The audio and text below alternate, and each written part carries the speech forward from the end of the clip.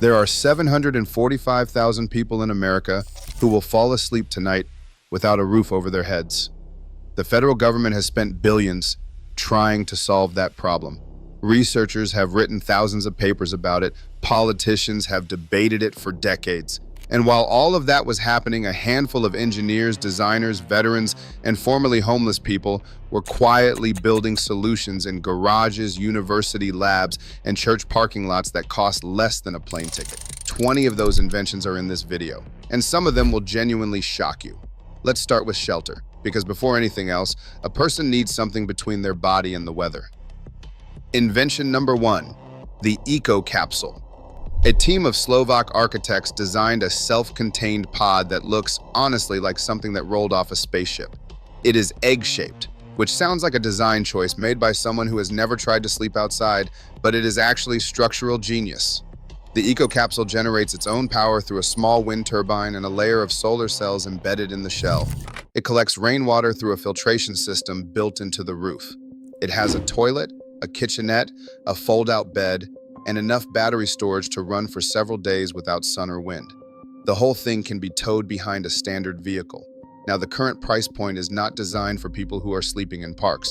That is the honest truth, and we are going to come back to that tension later.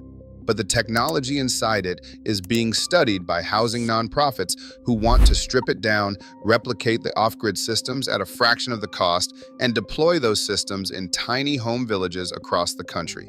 The eco-capsule matters not because everyone will live in one, but because it proved that a fully self-sufficient micro-dwelling is not science fiction. Invention number 2, concrete canvas shelters. This one started as a military solution, and the story of how it got there is almost as interesting as the invention itself. Two British designers, Peter Bruin and William Crawford, were students in 2004 when they started asking a simple question. What if you could ship a building the way you ship a tent, and then inflate it and have it harden into a permanent structure? The result is a fabric impregnated with dry concrete mix. You inflate it with a small fan, you add water. Within 24 hours, the structure has cured into a rigid, weatherproof, fireproof shell that meets international building standards. It can withstand a bullet, it can withstand a flood. A single person can deploy a structure large enough for several people to live in. The military has used concrete canvas in conflict zones on multiple continents. Organizations working with homeless populations have started exploring it for rapid deployment shelter villages in areas where traditional construction is impossible or takes too long. A structure that goes up in a day and lasts decades is not a minor innovation. That is a complete rethinking of what emergency shelter can be. Invention number 3, the pallet shelter by Pallet Incorporated. Not to be confused with the DIY pallet homes people build from scavenged wood. Pallet Incorporated, based out of Everett, Washington, manufactures a flat pack shelter unit that assembles in under 1 hour without tools. The company was founded by people who had personally experienced homelessness. That matters more than it might sound. When the people designing a shelter have actually tried to live in one, the decisions they make are different. The pallet shelter includes a lockable door, a ventilation system, insulated walls, and a climate control option. It has a rated lifespan of 3 to 5 years and can be disassembled, moved, and reassembled. Several cities have deployed entire villages of them. Sacramento, California, used them as part of a rapid rehousing push. The units are not cheap at around $5,000 each, but compared to the cost of traditional emergency shelter construction, the math is not even close. Invention number 4, the Mylar thermal sleeping system. Okay, before anyone says this is just a space blanket and not an invention, hear this out. The original Mylar emergency blanket was developed by NASA in 1964 for the space program. The material reflects up to 90% of radiated body heat back toward the source. For decades, it existed as a crinkly silver sheet that was impossible to sleep inside, kept slipping off, and sounded like someone was aggressively unwrapping a candy bar every time you moved. The invention is what happened when engineers started building that reflective technology into sleeping bag shells, bivouac sacks, and layered systems that combine Mylar reflection with insulating fill. The result is a sleeping system that can keep a person alive in temperatures well below freezing using only their own body heat as a fuel source. No electricity, no fire, no batteries. The person generates the warmth. The material keeps it. Some versions now cost under $30 and weigh less than a pound. That is not a comfort upgrade. That is a survival tool. Invention number 5, Phase change insulation panels. This one sounds like it belongs in a chemistry classroom, and it kind of does, which is probably why it has not gotten the mainstream attention it deserves. Phase change materials are substances that absorb heat when they melt and release heat when they solidify. Certain waxes and salt compounds do this within the temperature range that a human body cares about, which is roughly between 60 and 80 degrees Fahrenheit. When you embed these materials in insulation panels and put those panels inside a tiny home or a shelter structure, the building essentially becomes self-regulating. It absorbs excess heat during the day and releases it slowly at night. In field tests, structures insulated with phase change panels have maintained interior temperatures 15 to 20 degrees warmer than outside air with zero energy input. For someone living in a structure with no heating system, 15 to 20 degrees is not a minor comfort improvement. It is the difference between sleeping and hypothermia. Water is where the engineering gets quietly extraordinary. Invention number 6, the Fontes self-filling water bottle. Austrian designer Christoph Retezar built a device that pulls moisture directly from humid air and condenses it into drinking water while you move. The original design was built for cyclists. The bottle sits on a frame, air flows in through a vent, passes over a solar-powered cooling element, and the moisture in that air condenses on the cold surface and drips into the bottle. In moderate humidity, it can produce up to half a liter per hour. In the southern United States, where summer humidity runs extremely high, that rate improves significantly. Scaled-up versions of this technology are already being used in water-scarce communities in South America and Southeast Asia. The application for people living without access to clean water infrastructure in American cities is obvious. The design has already won international awards. The next step is cost reduction and distribution, which is a theme you are going to hear again before this video is done. Invention number 7, solar water disinfection, known as SODIS. This one will probably make you say, wait, that's it? And yes, that is it. You take a clear plastic bottle, you fill it with water from any source, you leave it in direct sunlight for 6 hours or 2 days if it is cloudy. The ultraviolet radiation from the sun kills the bacteria, viruses, and protozoa in that water with an effectiveness rate that independent studies have confirmed repeatedly across 3 continents since the 1980s. The World Health Organization endorses it. It costs nothing. The materials required are a clear bottle and a sun. The reason it matters in the American context is that a growing number of people experiencing homelessness are collecting water from rivers, puddles, irrigation runoff, and sources that carry serious pathogens. SODIS does not require a filter, a battery, a pump, or a permit. It requires knowledge, and that is the whole point. Sometimes the most important invention is not a device, it is information delivered to the right person at the right moment.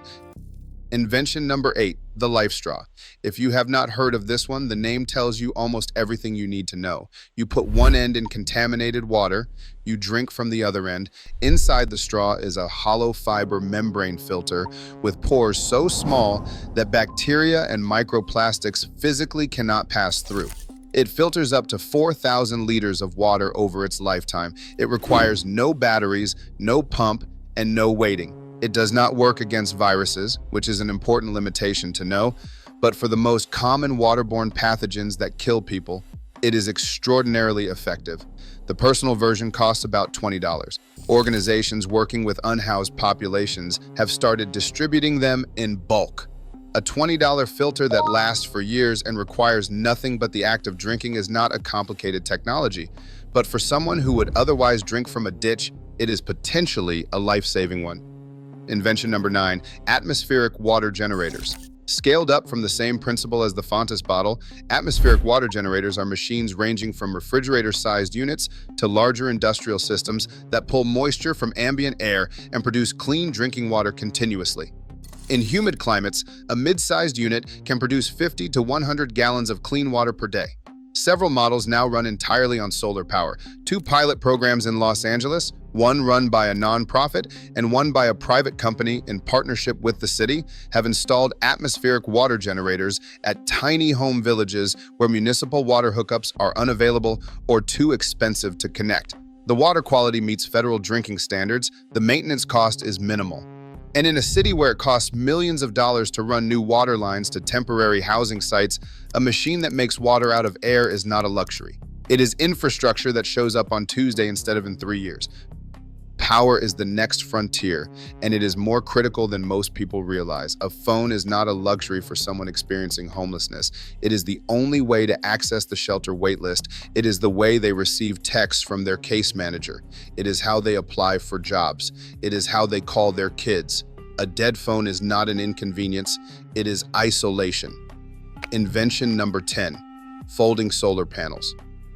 5 years ago, a portable solar panel with enough output to charge a phone and run an LED light cost upward of $200 and weighed as much as a small dog. Today, folding panels with outputs between 20 and 100 watts are available for $30 to $80 and fold to the size of a paperback book. The price drop happened because of manufacturing scale driven largely by consumer camping demand, which means that an industry of people buying solar chargers for weekend trips inadvertently subsidized the cost reduction of a survival tool for people who need it every single day. Tiny home village operators now bulk purchase folding panels for under $30 a unit. That is a real number. $30 for a personal solar power source. Invention number 11, the gravity light. A British design team called Therefore Products spent years asking a question so simple, it is almost embarrassing that it took this long. What if gravity could power a light? They built a lamp connected to a hanging bag. You fill the bag with rocks, sand, or dirt. You lift it. As it slowly descends over the next 20 to 30 minutes, it drives a generator that powers an LED light bright enough to read by. No batteries, no fuel, no sun required, just the weight of rocks and the pull of the earth. The gravity light was designed for the 1.3 billion people globally who still rely on kerosene lamps. But its application for people living in encampments and temporary shelters with no power access is immediate and obvious. The cost per unit is under $20. There is nothing to run out, nothing to recharge. You just lift the bag again when the light fades. Invention number 12.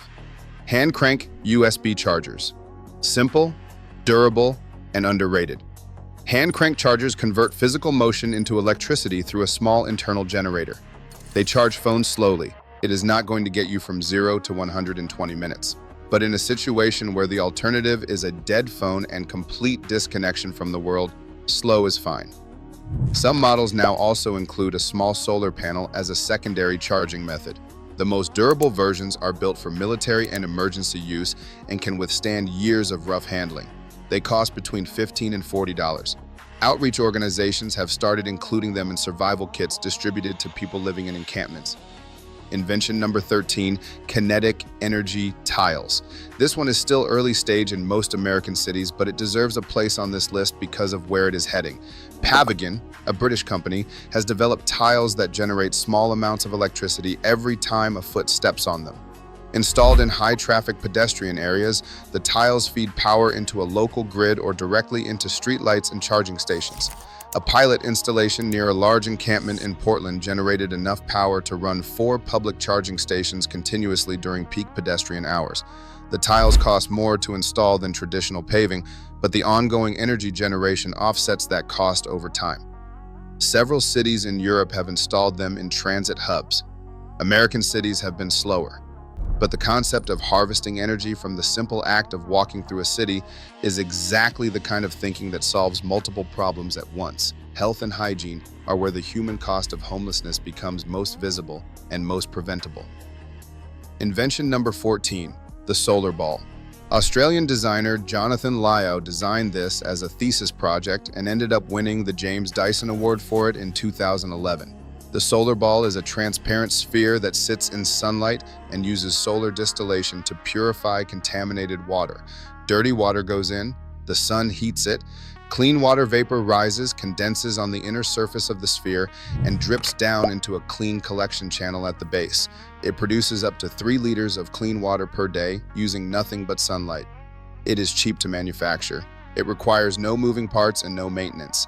It is not enough water for a full household, but for a single person or a small family with no other access to clean water, 3 liters a day is meaningful. Liao designed it specifically for use in disaster zones and developing communities. The application to American homelessness was pointed out by housing advocates almost immediately after it won the award. Invention number 15, portable composting toilets. This one is not glamorous, but the absence of a toilet is one of the most dangerous and dignity-stripping aspects of living outside. It creates serious health risks. It makes it nearly impossible to work because basic hygiene becomes a logistical challenge that consumes hours every day. Modern portable composting toilets do not require water or a connection to a sewer system. They use a carbon material, usually coconut coir or peat moss, to break down waste aerobically. They do not smell if maintained correctly, which is something a lot of people do not believe until they have actually been near a well-maintained one. Several tiny home villages now include individual composting toilet units in each shelter. The cost ranges from $200 to $800 depending on the model. Organizations like Tillamook in Oregon have field-tested them in outdoor encampment settings with strong results. Invention number 16, the SteriPen UV water purifier. A wand. You put it in a water bottle, you stir it around for 90 seconds. The ultraviolet light it emits destroys the DNA of bacteria, viruses, and protozoa, rendering them unable to reproduce and therefore harmless. It purifies 1 liter of water in 90 seconds. It runs on rechargeable batteries. It has been field tested in some of the most contaminated water environments on Earth and has a kill rate of 99.9% against the pathogens that kill people.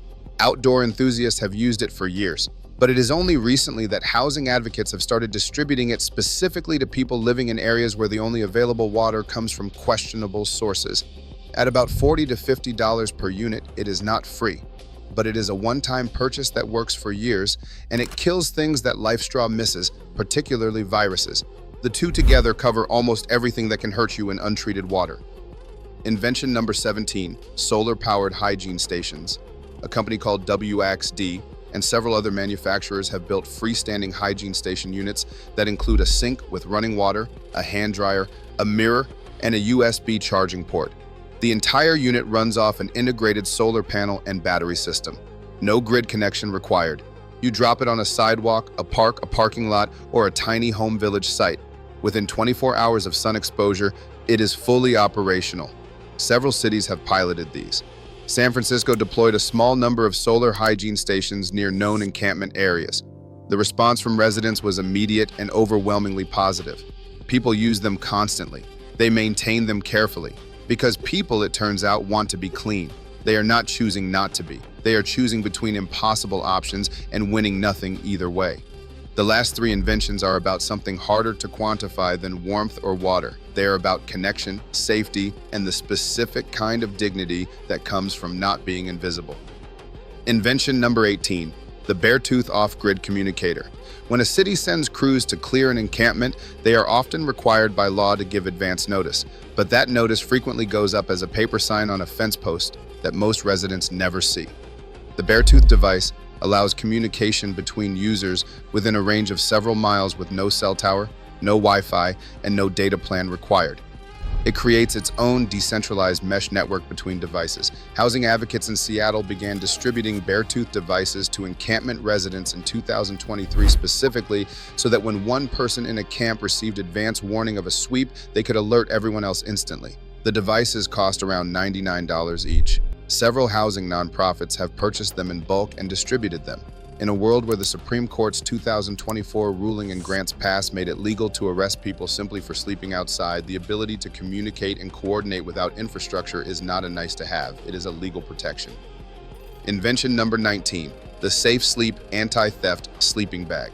A formerly homeless engineer named Mandy Forrest spent 2 years sleeping outside in Portland, Oregon, before getting housed. During those 2 years, she had her sleeping bag stolen 4 times, her shoes twice.